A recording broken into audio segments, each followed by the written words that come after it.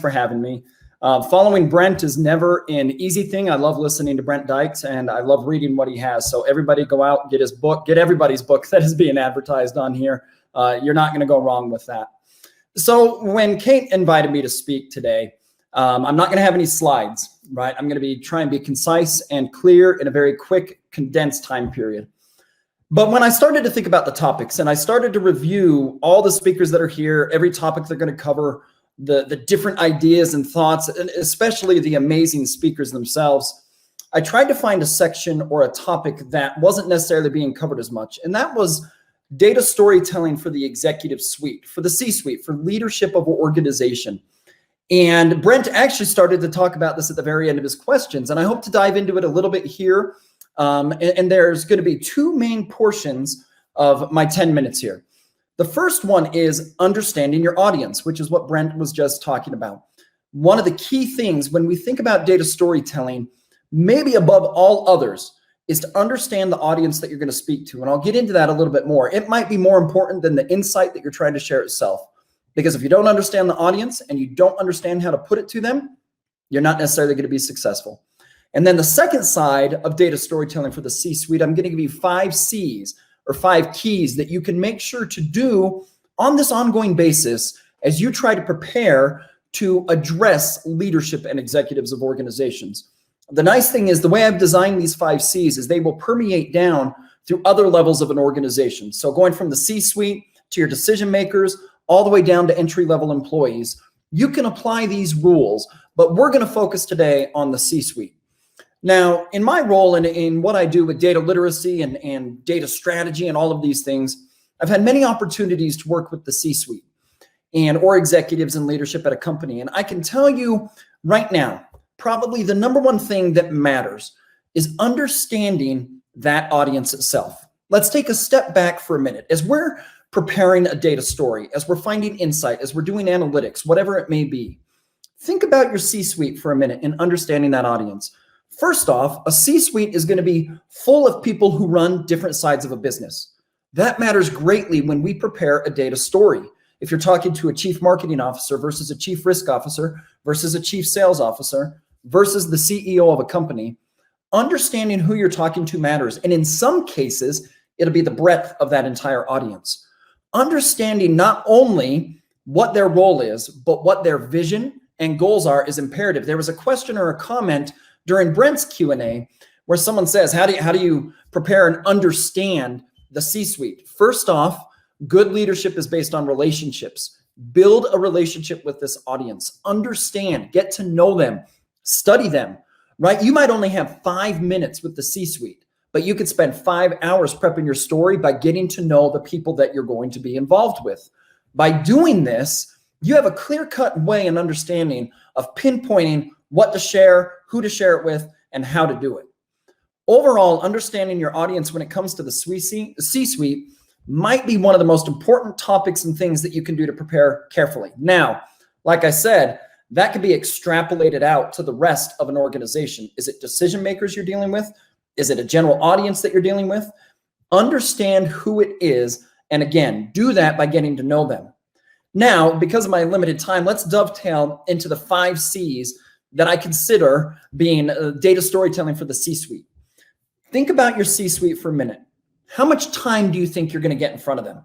They are consistently full of meetings. Their calendar probably looks like a wonderful game of Tetris, to be honest. Being able to have an hour to present to them is probably going to be very far-fetched and not possible. You might have 5 to 10 minutes. So the first C that we want to go into with the C's of data storytelling for the C-suite is be clear, right? The other thing we have to understand in understanding the audience is your C-suite probably does not have a bunch of people who are statisticians, mathematicians, data scientists, etc. They have backgrounds in the fields that they now run at an organization. So be very clear. Get rid of all the jargon. Get rid of statistical terms. Come and make it clear and easy for them to understand. That leads us to the second C, which is to be concise. Okay, if you these executives, they don't necessarily need a big flowery dashboard. I had a wonderful executive when I was working at American Express whose philosophy was he did not care how pretty the dashboard was. He cared about the insight that was in it. So I get wanting to build these amazing looking visualizations and everything, but if it does not tie to the story and if it does not bring value to it, you might be wasting your time on building it into this massive thing. So be clear, be concise. Next, be very consistent. And let me explain a little bit about what I mean on that. Let's say you're in a role that's going to present something to an executive suite on a regular basis. I can share from my past, I had a report again at American Express where I was building predictive analytics around reserves and write-offs for the company. I shifted it and I made it into 6 charts. It used to be 77 slides that I inherited. I built it down into 6 charts that they could look at on their phone. I made it consistent. Every single week, that's what they got. And within that chart, they could see what they needed to see. So if you're dealing with a C-suite, don't change things up regularly. By changing things, they don't have a lot of time. They don't necessarily want to be instructed again. They don't necessarily want to have to go through a whole tutorial on it every few weeks. So be consistent. Next, contextualize. That's the 4th C. Bring context to what you're doing. The C-suite has so many meetings, has so many topics that it has to cover. So many things are coming their way, ideas, how to run a business. You have to bring context to the story, right? It's not just this, hey, I found this insight. They might say to you very quickly, who cares? Why do I care about that insight? So in a condensed version, in a 5 to 10 minute story, tell them the why, kind of like we were talking about, beginning, middle, end. Find out, start with the why. Why were you running this? Bring context to it. And the final C might seem a little bit different than what we're thinking here. Be creative. A lot of these people in the C-suite, they don't have the background that we do. We're sitting here in a DATAcated conference where we have a lot of data and analytics professionals. I'm wondering how many from the C-suite we actually have. They don't necessarily have the backgrounds we do. They don't necessarily have the color visualization acumen that we do. By bringing to them this ability to be creative, this again needs to be a part of getting rid of jargon, get rid of statistical terms, get rid of all of that. Be clear, concise, bring context, get creative, be consistent. Bringing these all together allows us to help drive understanding. But by doing that, we're going to help them. And again, we're looking at an executive suite, people that are not going to have a lot of time for us to do some massive thing. So if we can keep to these 5 C's, again, clear, concise, consistent, contextual, and then creative, we can create a story that is meaningful for them, allowing them to make decisions off of the insight that we've gathered, which in the end is the end goal of data and analytics. So with that, we can bring Kate back on, and if I have any questions, we can get to those. Awesome. Thank you so much for this, Jordan. You have a lot of questions and a lot of comments. We do have some time, but we're definitely not going to address them all. I'm going to go ahead and start by asking the audience a question before we ask you something, because you asked, you said you're wondering how many people have joined us here from the C-suite. So if you are in a C-suite role, if you just let us know, just put C-suite in the comments. It would be interesting to kind of get a sense of what kind of mix we've got here. So at this point, let's go to some comments. Saeed saying, without slides, pure storytelling style. I love that. Richard says, great topic. And you're giving some good hints for his storytelling next week. There was a question here from, I believe, Gary here. Jordan, can you give some tips for getting C-suite to buy into or sponsor the organization's data journey? Yeah, it's a great question, Gary. One of the things that the pandemic that we've seen has driven for organizations is some of that old school thinking that we don't need data to do things is being pushed to the side very quickly. Organizations found very quickly that they're not necessarily data driven like they thought they were. And they also learned very quickly that this old school mentality of how to do things went away. Now, the one thing I tell people is you cannot share products, features, visualization, etc. To get a C-suite to buy in, you have to know the story of why it matters. I saw a comment that basically said, hearing again the word why. We have to get leadership to understand why this matters. One of the key ways to do that is bring a proof of concept analytical project to the table that brought value to the organization.